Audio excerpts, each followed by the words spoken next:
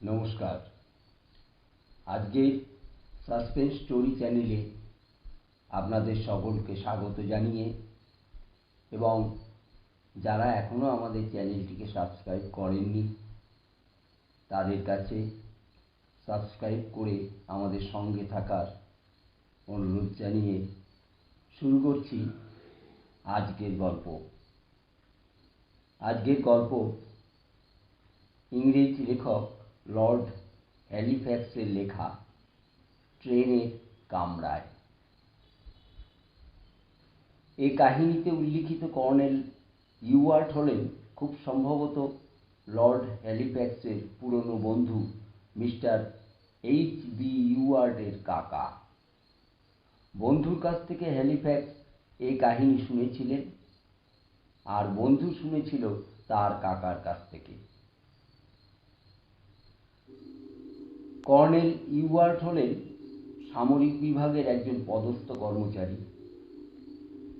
ট্রেনে করে তিনি যাচ্ছিলেন লন্ডনে সরকারি কাজে। এক্সপ্রেস ট্রেন, কাজেই সব স্টেশনে থামছিল না গাড়িখানা। ছোটোখাটো স্টেশনগুলোকে যেন পুলিশ করবার কোনো প্রয়োজন নেই। কর্নেল সাহেবের কামরায় আর কেউ নেই, তিনি একলা। ট্রেনের ঝাঁকুনি আর দুলুনিতে তার ঘুম ঘুম আসছিল। ঝিমুতে ঝিমুতে এক সময় তিনি ঘুমিয়েই পড়লেন। কতক্ষণ ঘুমিয়েছিলেন বলা শক্ত, কিন্তু জেগে উঠে কর্নেল দেখলেন যে তিনি আর একলা নন, আর একজন তার কামরায় উঠেছেন। হ্যাঁ, তা তো উঠতেই পারে। কর্নেল তার সিটটা রিজার্ভ করলেও গোটা কামরাখানা তো আর রিজার্ভ করেননি। কামরার দ্বিতীয় যাত্রী একজন মহিলা, তিনি কোণের একটা আসনে বসে আছেন। ইউয়ার্ট যখন ঘুমিয়ে পড়েছিলেন তখন কোনো এক স্টেশন থেকে ওই মহিলা গাড়িতে উঠেছিলেন। মহিলার পরনে কালো পোশাক, মুখে ক্রেপের অবগুণ্ঠন। নিশ্চয়ই নিঃশব্দে কামরায় ঢুকেছিলেন উনি। কাজেই ওর আগমনে কর্নেল সাহেবের পাতলা ঘুমও ভাঙেনি। কর্নেলের গায়ে কোট বা পায়ে বুট ছিল না। একজন ভদ্রমহিলার সামনে এরকম অসম্পূর্ণ পোশাক পরিচ্ছদ করে থাকবার জন্য তিনি লজ্জিত হলেন। ঠিক করলেন এই জন্য তিনি ভদ্রমহিলার কাছে ক্ষমা চাইবেন। ওর দিকে তাকিয়ে কর্নেল বললেন, মাফ করবেন, আপনি কখন এসেছেন তা ঠিক বুঝতে পারিনি। আমার অসম্পূর্ণ পোশাকের জন্য আমি খুবই লজ্জিত। ভদ্রমহিলা কোনো উত্তর দিলেন না, এমনকি ফিরেও তাকালেন না কর্নেলের দিকে। মহিলা বোধহয় কানে খাটো, এই কথা ভেবে কর্নেল নিজের আসন ছেড়ে মহিলাটির বিপরীত দিকের আসনে বসলেন। তার দিকে তাকিয়ে তিনি দ্বিতীয়বার ক্ষমা চাইলেন, কিন্তু মহিলা কোনো উচ্চবাচ্য করলেন না। এমনকি তিনি যে কর্নেলের কথা শুনেছেন তার ভাবভঙ্গিতে এটাও প্রকাশ পেল না। ভদ্রমহিলা তাহলে নিশ্চয়ই বদ্ধ কালা। কর্নেল সাহেব আর কথা বাড়ালেন না। বাড়িয়েই বা লাভ কি, নিজের আসনে ফিরে এলেন তিনি।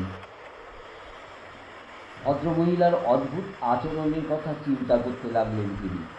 আচ্ছা, ধরে নেওয়া যাক উনি কর্নেলের কথা শুনতে পাননি, কিন্তু একজন ভদ্রলোক যে সামনে এসে বসল তাও কি দেখতে পাননি উনি? তবে কি উনি শুধু কালা নন, অন্ধ? কিন্তু তাই বা কেমন করে হবে? একজন কালা আর অন্ধ মহিলা কি চলাফেরা করতে পারেন? তার আত্মীয় স্বজনরাই বা তাকে একলা ছাড়বেন কেন? ভাবনা চিন্তা করেও এসব প্রশ্নের উত্তর খুঁজে পেলেন না কর্নেল সাহেব। হঠাৎ একটা প্রচণ্ড শব্দে কানে তালা লাগল। কামরাখানা কাঠ হয়ে পড়ল একপাশে। কলিশন, অন্য ট্রেনের সঙ্গে ধাক্কা লেগেছে এই ট্রেনের। বগিগুলো বোধহয় লাইনচ্যুত হয়েছে। সৌভাগ্যক্রমে কর্নেল ইউয়ার্ড একটুও আহত হলেন না। এক লাফে তিনি কামরা থেকে বাইরে বেরিয়ে এলেন। তিনি সমর বিভাগের মানুষ, তার কর্তব্যবোধ জেগে উঠল। অবস্থাটা দেখতে হবে কারো সাহায্যের প্রয়োজন আছে কিনা, তিনি কাউকে সাহায্য করতে পারেন কিনা। না, কলিশনটা খুব বড় রকমের নয়। কিছু লোক আহত হলেও মারা বোধহয় কেউই যাননি। গার্ড সাহেব এবং ড্রাইভার শঙ্কিত যাত্রীদের আশ্বস্ত করার চেষ্টা করছেন। তারা ইতিমধ্যেই অবস্থাটা আয়ত্তের মধ্যে এনে ফেলেছেন। অদূরে একটা সিগন্যাল পোস্ট দেখা যাচ্ছে, কাজেই বোঝা যাচ্ছে সামনেই একটা স্টেশন রয়েছে। সেখান থেকেও সাহায্য আসতে দেরি হবে না। কর্নেলের মনে পড়ল তার কামরার মহিলার কথা। ট্রেন কলিশনের ফলে তার চিন্তাটা অন্যদিকে চলে গিয়েছিল। মহিলার কথা মনেই ছিল না। এবার প্রাথমিক ধাক্কাটা কেটে যাওয়ার পর সহযাত্রিনী মহিলার কথা মনে এলো। দেখা যাক সে মহিলার কি হলো। মহিলাটি ভয় বা আঘাত পেয়েছেন কিনা সেটা দেখার দরকার। ফিরে এসে কর্নেল দেখলেন কামরা খালি। সহযাত্রিনী নেমে গিয়েছেন। কোথায় গেলেন তিনি? গার্ডের কাছে গিয়ে কর্নেল জিজ্ঞাসা করলেন, আমার কামরায় যে ভদ্রমহিলা ছিলেন তিনি কোথায় গেলেন? আপনার কামরায় ভদ্রমহিলা? অবাক হয়ে গার্ড সাহেব প্রশ্ন করলেন। হ্যাঁ, উনি বোধহয় কানে খাটো। উনি আঘাত পাননি তো? কিন্তু আপনার কামরায় তো আর কোনো প্যাসেঞ্জার ছিল না। থাকবে কি করে? দরজা তো বন্ধ করা ছিল। আমি তো খোলা দরজা দিয়েই নেমেছি। তাহলে এই প্রচণ্ড ধাক্কায় দরজা খুলে গিয়েছে। তবে ভদ্রমহিলা কি করে কামরায় ঢুকলেন? কোনো ভদ্রলোক বা ভদ্রমহিলা আপনার কামরায় ঢুকতেই পারে না, গার্ড সাহেব দৃঢ়স্বরে বললেন। কেন? শুনুন স্যার, এই ট্রেনখানা ছেড়েছে কার্লিসলি স্টেশন থেকে। পথে কোথাও ট্রেন থামেনি। তাছাড়া আপনার কামরা লক করা ছিল, কাজেই কোনো লোক উঠবে কি করে?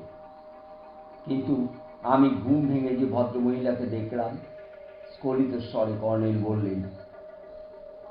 আপনার ঘুম ভাঙেনি, আপনি স্বপ্ন দেখেছেন। আপনার ঘুম ভেঙেছে কলিশনের শব্দে, মৃদু হেসে গার্ড বললেন। গার্ডের ব্যাখ্যায় কর্নেল সাহেব কিন্তু সন্তুষ্ট হতে পারলেন না। তার মন বলতে লাগলো, তিনি যা দেখেছেন তা স্বপ্ন নয়, সত্যি। রহস্যটা পরিষ্কার হলো লন্ডনে যাবার পর। কর্নেল জানতে পারলেন যে বছর আগে এক নববিবাহিত দম্পতি ওই তারিখে ট্রেনের ওই কামরায় লন্ডনে যাচ্ছিলেন। স্বামী বাইরে কি একটা দেখবার জন্য জানালার বাইরে মাথা নিয়ে এসেছিলেন। বেচারা ঝুঁকে পড়েছিল একটু বেশি। এক্সপ্রেস ট্রেন তখন দুরন্ত গতিতে ছুটছে। হঠাৎ একটা তারে তার মাথাটা আটকে গেল। মাথাটা আর খুলতে পারল না ও। মুহূর্তের মধ্যে ওর মূল্যহীন দেহটা আছড়ে পড়ল কামরার মেঝেতে। পরে স্টেশন এলে দেখা গেল নববধূ তার স্বামীর দেহের পাশে বসে ঘুম পাড়ানি গান গাইছে। আচমকা এই দারুণ আঘাতে মেয়েটি উন্মাদ হয়ে গিয়েছে। উন্মাদ আশ্রমে নিয়ে গিয়ে মেয়েটির চিকিৎসার বন্দোবস্ত করা হয়েছিল, কিন্তু ওকে আর সুস্থ করা যায়নি। কিছুদিন উন্মাদ আশ্রমে রইল মেয়েটি। দিন দিন ও কেমন শুকিয়ে যেতে লাগলো। শেষ পর্যন্ত বাঁচল না মেয়েটি। বছর না ঘুরতেই মারা গেল। কাহিনী শুনে স্তম্ভিত হয়ে গেলেন কর্নেল ইউয়ার্ড। নির্বাধবার অতৃপ্ত আকাঙ্ক্ষা নিয়ে যে তরুণী অকালে মরণের কোলে ঢলে পড়ল, তারই বিদেহী আত্মা কি সেদিন দেহ ধারণ করে কর্নেলের কামরায় এসেছিল? এই প্রশ্নের উত্তর কে দেবে? এখানেই গল্পটি শেষ। গল্পটি কেমন লাগলো অবশ্যই কমেন্টে জানাবেন। আমাদের চ্যানেলটিকে লাইক, শেয়ার ও সাবস্ক্রাইব করতে ভুলবেন না। ধন্যবাদ।